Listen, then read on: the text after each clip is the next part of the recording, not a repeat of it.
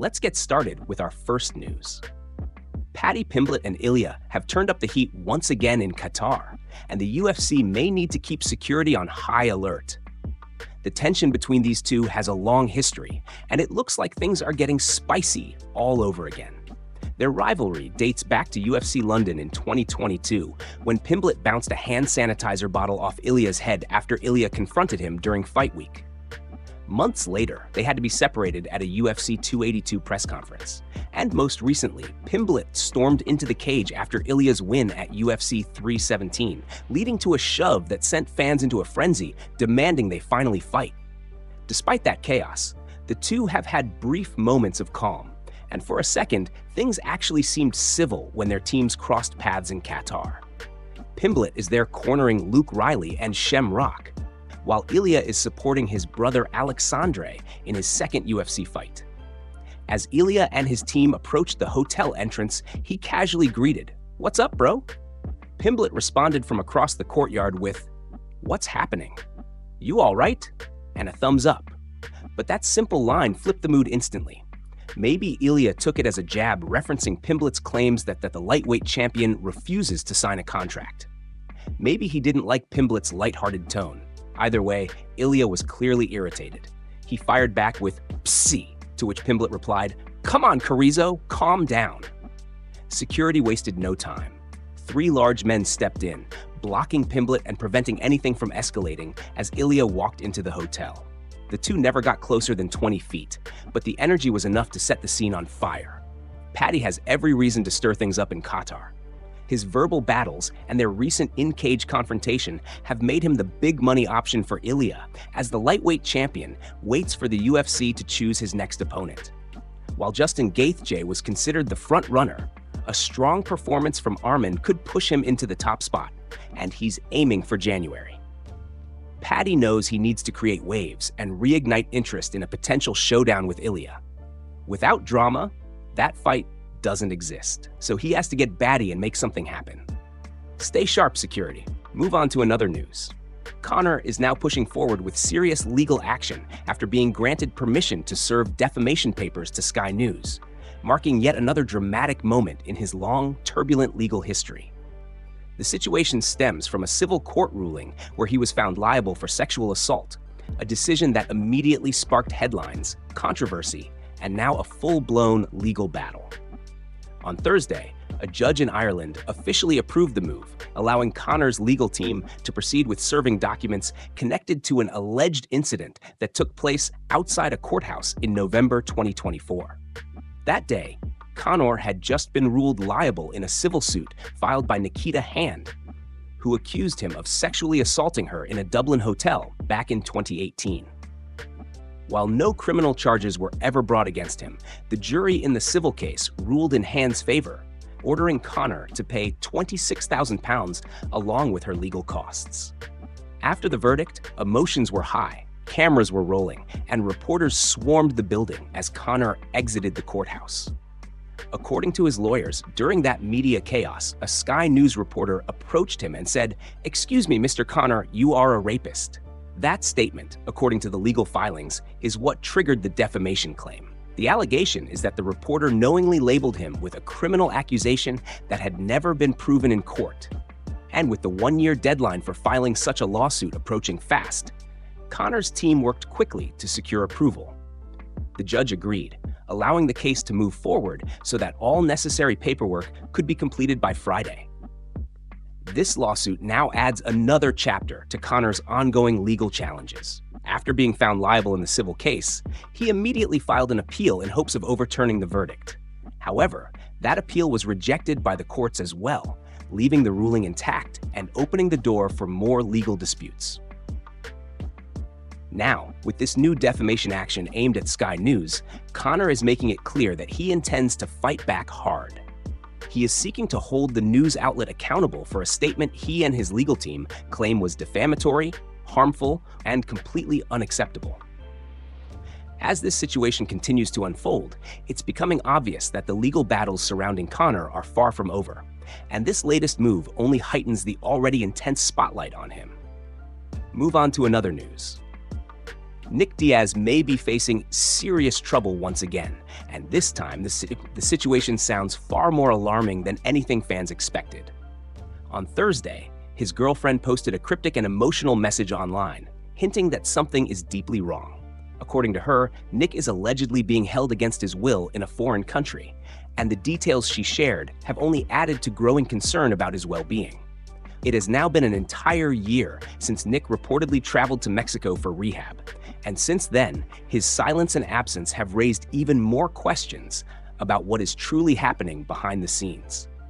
In her message, she emphasized that Nick Diaz is a United States citizen, making it clear that the U.S. is his rightful home and that he is entitled to all the rights and protections that come with that citizenship. She stressed that citizenship is the ultimate protection and that, as a U.S. citizen, he has the full legal right to return and reside in the United States at any time. According to her, the U.S. government holds a responsibility to protect its citizens regardless of the situation.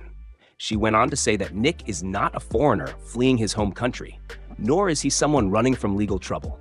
Instead, she claimed that he is the victim of a crime that was committed partly on U.S. soil and that he has now been held against his will in a foreign country for the last 12 months. The tone of her message conveyed fear, urgency, and frustration, as if she has been trying to sound the alarm for a while without receiving the help she hoped for.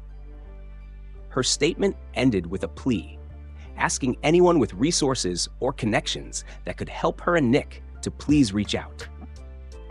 The post immediately captured attention across social media, with fans, fighters, and members of the MMA community trying to understand how such a situation could happen and whether interventions are already in motion. Nick Diaz has always been a mysterious and unpredictable figure in the world of MMA, but this situation feels different. The seriousness of the claims, the extended period of silence, and the emotional tone of the message have all combined to spark genuine worry. As the story continues to develop, many are hoping that Nick is safe, protected, and able to return home soon. Move on to another news. Arman reminded the entire lightweight division exactly why he remains a dangerous and legitimate title threat after delivering a dominant performance in Qatar. At UFC Fight Night 265, held inside the AH Bay Arena in Doha, Arman finally made his long-awaited return to the octagon after pulling out of a scheduled January title shot. The pressure was high, all eyes were on him, and he stepped into the cage with a point to prove. Facing the always tough Dan Hooker, Arman wasted no time showing that he is still very much a force at 155 pounds. From the start of the fight, Arman displayed incredible composure, sharp timing, and relentless forward pressure. His striking looked clean, his wrestling was on point, and his pace was overwhelming. Hooker, known for his durability and willingness to stand in the fire, tried to keep the distance and find moments to counter, but Arman kept closing in, dragging the fight into his world. By the second round, the momentum was fully in Arman's control, and he seized his moment. After securing a dominant position, he wrapped up a tight submission and forced Hooker to tap, sealing a statement victory that immediately placed him back in the championship conversation.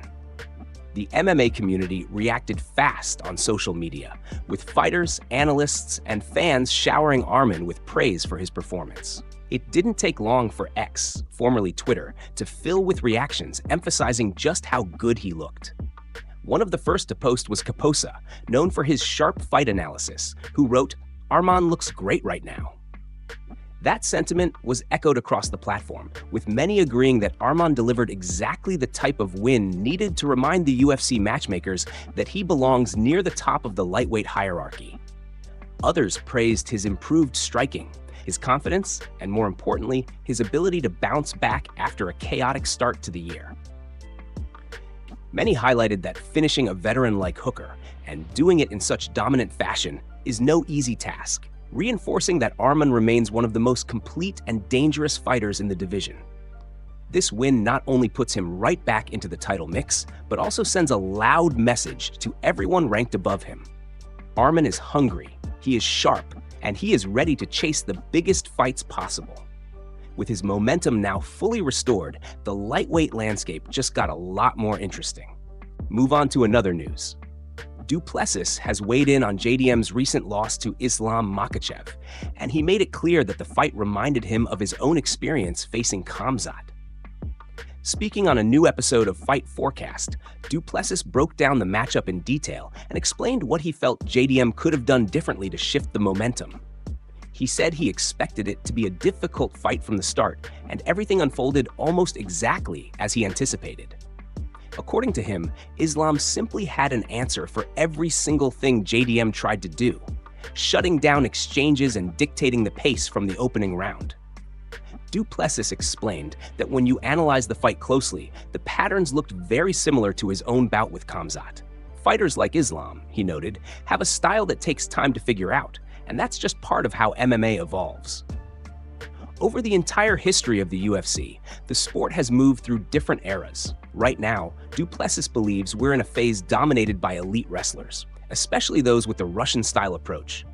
Their ability to control opponents on the ground, maintain pressure, and dictate where the fight goes gives them a huge advantage. At the same time, Plessis didn't think JDM performed poorly. In fact, he pointed out that JDM had moments of real brilliance. When JDM committed to his shots in the clinch, he found success, and Plessis believes he should have initiated the clinch exchanges more often. When they were standing at range, JDM became hesitant, waiting too long and throwing too little because he feared the takedown. But, as Plessis emphasized, he ended up being taken down anyway, so the caution didn't serve him. He also highlighted JDM's heavy front leg, something Islam's team clearly targeted. It was a smart read. Chopping down that front leg limited JDM's ability to plant, throw, and defend takedowns. Plessis praised Islam's corner for identifying that weakness early and attacking it consistently. In the end, Plessis described Islam's performance as absolutely dominant. Everything was controlled, calculated, and executed with precision. He said they called this outcome ahead of time, and Islam delivered exactly the kind of performance that continues to show why he sits at the very top of the sport. Move on to another news. Belal Muhammad has shifted his stance in a big way, and it's a change that could reshape the future of the welterweight division. Not too long ago, Belal dismissed any possibility of fighting Islam Makhachev, insisting that their history of training together made such a matchup impossible. But after losing his belt earlier this year and watching Islam move up and capture the 170-pound title by defeating JDM, the situation and Belal's perspective has clearly evolved. The former welterweight champion is determined to prove he still belongs at the top. His loss at UFC 315 was a major setback, and at the exact same time, Islam's rise created a new dynamic. When JDM beat Belal to win the belt in May, it opened the door for Islam to move up in weight. Had Belal held on to his championship, Islam likely would have stayed at lightweight and kept his belt there, avoiding the possibility of having to challenge a teammate. Earlier this year, Belal confidently stated he would never fight Islam. He said he would rather vacate the title entirely and move up to middleweight than stand across from someone he'd trained with and respected for years. But now that he's the one climbing back toward the top, while Islam sits on the welterweight throne, the reality of the sport seems to have shifted his mindset. With a crucial fight on November 22nd and a potential path back to contention, Belal's tone has changed noticeably.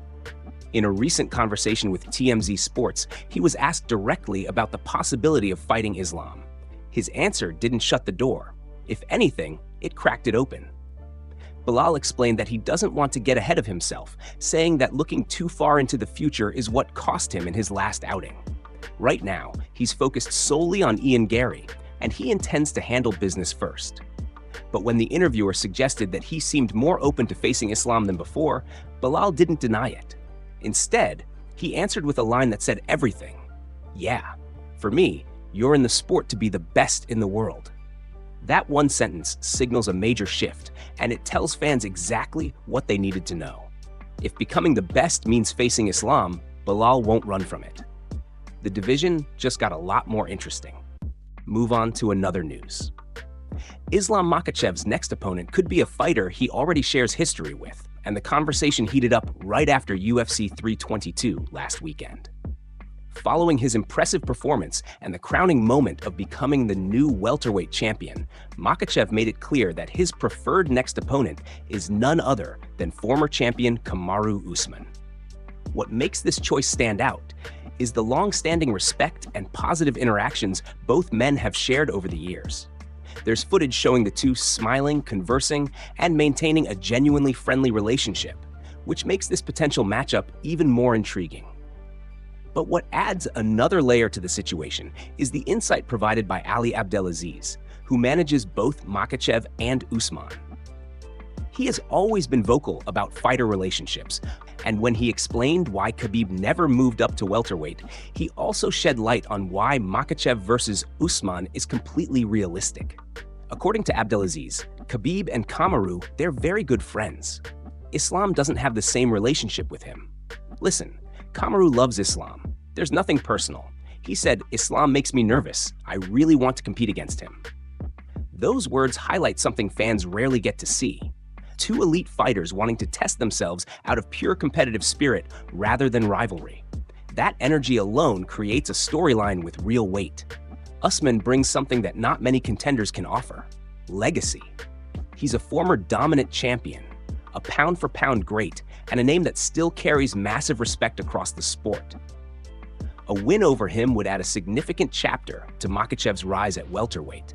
And from Usman's side, facing the new champion gives him an opportunity to redefine his own path and remind the world that he's still one of the best to ever do it. However, the conversation in the MMA community is far from one-sided. Many believe that the next title shot should go to one of the younger, hungry contenders climbing their way up the welterweight ladder. These fighters have been grinding through the division, picking up big wins, and positioning themselves for a chance to shock the world. For them, a matchup with the new champion represents opportunity, momentum, and the chance to rewrite the future of the division. But whether the UFC chooses legacy or fresh blood, the next chapter in Makhachev's welterweight reign is already shaping up to be something big.